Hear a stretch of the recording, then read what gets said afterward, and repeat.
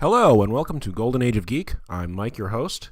In the last video, I talked about video games and movies and why there aren't any good video game adaptations out there.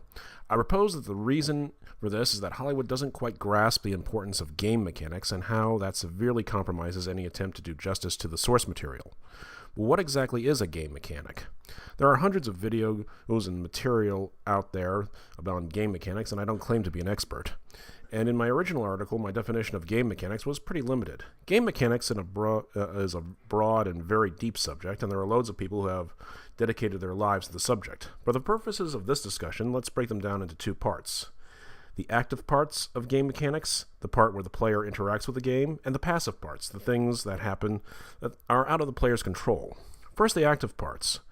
In video games, you have some sort of input device. Control pad, keyboard, mouse, and mouse buttons are the usual suspects. You press keys, buttons, and move a joystick or mouse and on the screen something happens. An action takes place. Something happens. The character runs forward, then fires a gun, jumps, or maybe a game menu pops up. The point is, the player causes an action to occur in the game. Passive mechanics often are what's happening under the hood. They include the level design, the enemy design, the health system, where saves are, the mapping and navigation system. These things are often out of the player's direct control, but they have a huge bearing on the game. Both active and passive mechanics create the experience of the game. They create what is called game feel, but also creates the personality, even the story. Good game mechanics often trump things like writing and even the aesthetics. Ideally, gameplay and mechanics are in tune with the aesthetics and story. A great example often cited is Silent Hill 2. The game is full of monsters and enemies, but the character has a very slow and clumsy attack. This is deliberate. The game is telling the player monsters are to be avoided at all cost. Combat is only a last resort. Change those mechanics just slightly, and suddenly you have a game like Dead Rising, where the whole goal is now to mow down hordes of monsters. Both Dead Rising and Silent Hill are regarded as good games, but one plays completely different from the other. And that has real applications when it comes to writing fiction. You often hear the phrase, character is action, story is action. In video games, it's the literal truth.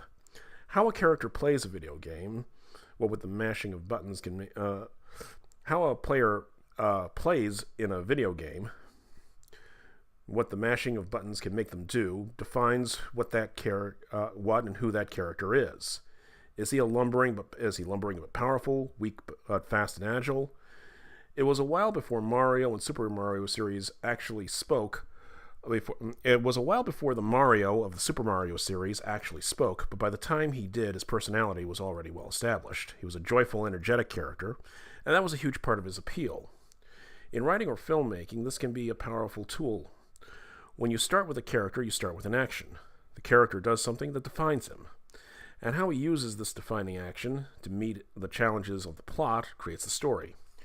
Your main character does action A to achieve goal B, runs into obstacle C, and makes adjustments D.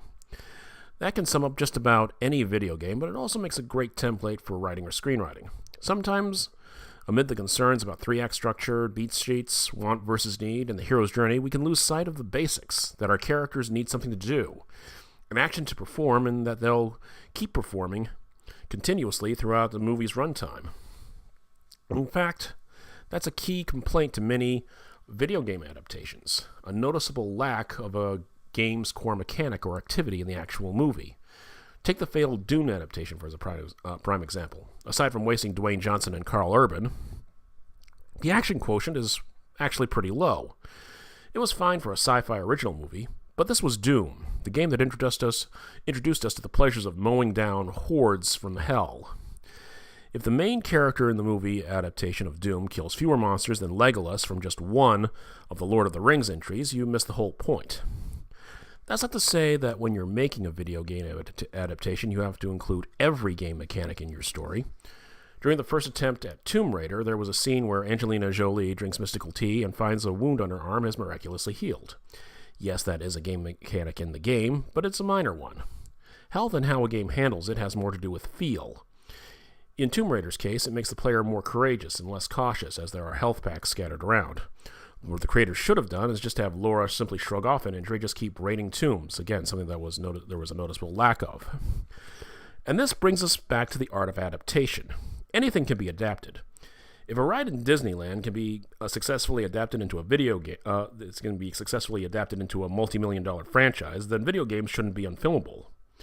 But you have to know what it is you are adapting in the first place, not what you'd like it to be. I gave props to the extra credits people before, but they suggested an adaptation of Call of Duty that sounds like another misfire. They proposed a hard-hitting, realistic look at war. The first several titles in the series were themselves inspired by war games like Saving Private Ryan and the first Modern Warfare. Title leaned heavily on techno-thrillers of people like Tom Clancy. But since then, the Call of Duty franchise left realism way down the road. Now, this is before the franchise jetted off into space to fight Jon Snow. Noah Gervais has a fantastic retrospective on the entire franchise, and he makes it clear that even in the more serious entries, COD has become the defining power fantasy franchise, and now is more in common with the 1980s Rambo films than with, say, Platoon.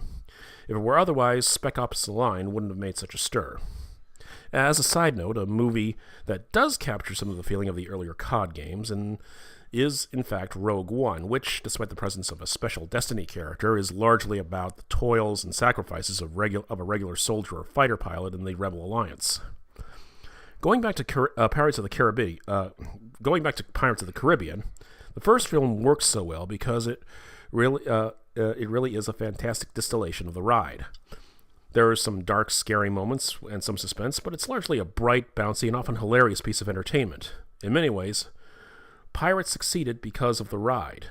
It not only gave it its name recognition, but some sort of template. Look at Cutthroat Island, the last major attempt at a pirate movie before Caribbean. It's largely incoherent and seems to have no clue what it wants to be. Video games can do the same things for their movie adaptations.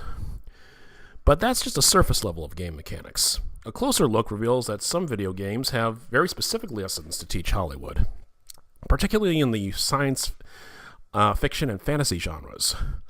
But that will have to wait for my next video. Thanks again for watching. Be sure to comment, like, or subscribe below if you agree, disagree, or just want to vent. And I will see you next time on Golden Age of Geek.